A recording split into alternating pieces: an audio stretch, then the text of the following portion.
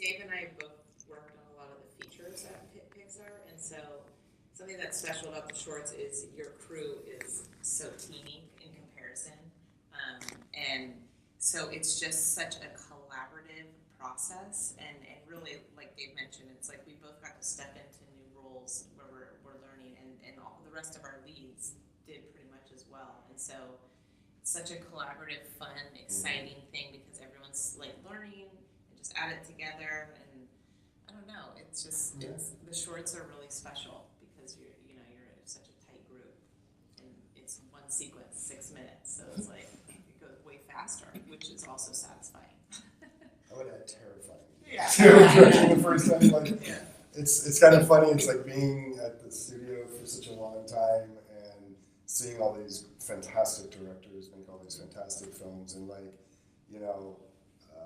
being an animation supervisor there for a while. And I've got my like moped that I've been driving these, Ferraris, Lamborghinis, like those are the directors, and so I get behind one of those cars, and it's like, oh, and they're just trying to hold on to this amazing. But we should mention we had amazing mentors throughout the process. Yeah. Like I got to Jim Morris, our president, was my mentor, and Dan Scanlon. So that was incredibly helpful through the process as well. Just being able to talk to them about what was going on. Lots of support. Yeah. Is this the last we're going to see of Lou? Is there going to be something in the future? Is there more, a little story? I was disappointed by the ending because I wanted more. I mean, by the time it ended, I'm like, well, what the heck? Where's the rest of it? I mean, I knew it was a short, but all of a sudden you get so wrapped up, and right when you just get, emotional over it, you're like, well, that sucked. It's over. So is there more ways that we can see Lou, in another short pop up some other way? Are there other creative outlets to use Lou, or is it pretty much the box? That's a really interesting, that feels like a fantastic compliment, by the way, is that you wanted to see more of this character. Thank you so much. I would love to see that character again, for sure. Well, you also mentioned something funny because we went back and forth of at the end if we should see Lou come back. Yeah, and I wanted, we really kind of landed on the idea that it's certain things come at a sacrifice. There's things that you do in life, and it takes real effort and real struggle. And Lou, and not to talk about the ending too much, but Lou has to give a lot to kind of change this kid, and I felt that it was very important that statement is made, that he gave a lot to make a change in this kid. Don't get me wrong. I mean, I absolutely loved it, but it was because I loved it. It was like, well, okay. I mean, you can love something and then be like, well, I want more. I mean, is that it? And I wanted to see something, but at the same time, it was so beautifully wrapped up that it's kind of like there shouldn't be any more, and yet I want more, and that kind of tears at you.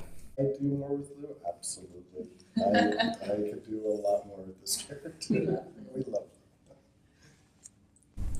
You started off with developing an animated coat hanger, I understand? Oh my God, man, you did your research. I tried. Okay. So you've seen animation, and your skills obviously increase over the last, I don't know how many years, and you were involved. You were involved in Inside Out, one of my favorite animated films of all time. Yeah. What do you see the differences? Obviously, a lot from your walking coat hanger to then, but what about from Inside Out to now with creating Lou? Technologically, what advances, what changes have you seen?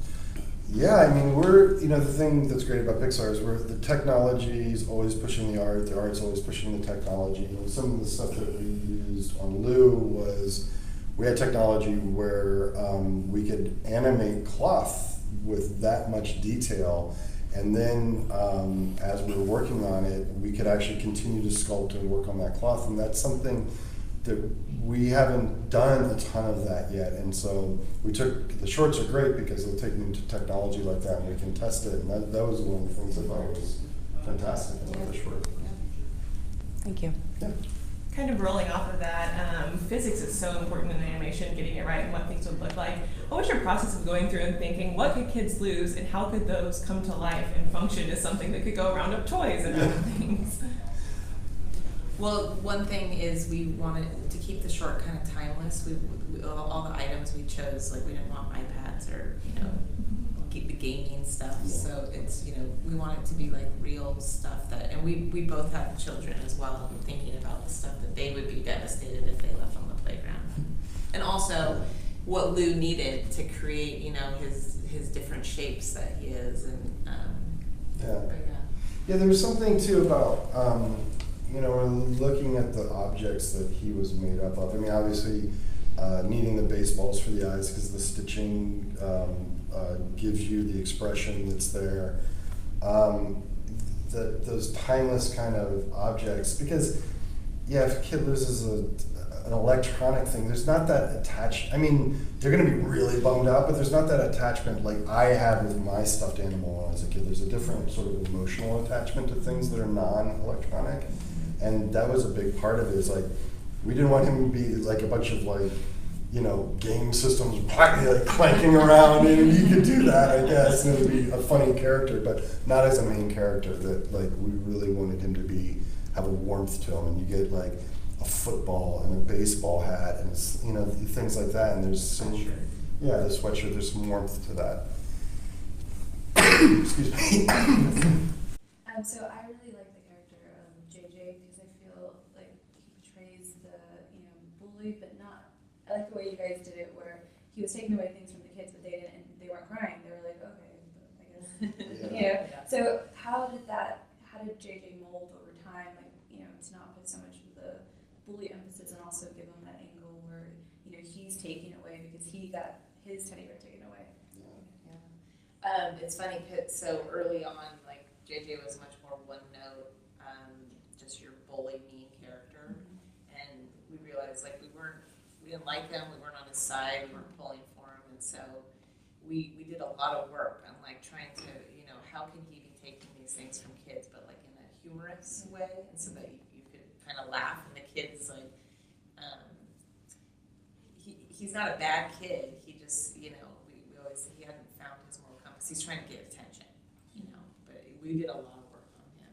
Yeah, and when we saw, we always thought of him as just, it's just a mean kid, and then we want the audience to go with them. Once we found that core idea that no, he actually wants acceptance, man, the whole story changed. Like the ending got funnier, like when he's forced to like give things back, like people get big laughs at that, and we never got that before, and that was a really key moment in the filmmaking when we found his character. He was actually, I think, the hardest part of it. Like Lou, you would think would be the hardest part of the film, but it was JJ because you have to feel for this kid that's kind of a jerk, for me, it was really important to have a very strong theme to the film. I love very thematic scores. I love like John Williams, a lot of the scores from the 80s and 90s, and less of the grazing kind of noise underneath. I wanted to have a hummable tune. Boom, boom, boom, boom. And once we found that, I'm like, that's it. I want to use that for JJ, I want to use that for Lou, and I'm going to weave that through the film. And the confluence of sort of all those ideas came together really well in the score, and I couldn't be more happy with it. Thank you. Thank you so much. Thank you. Wonderful.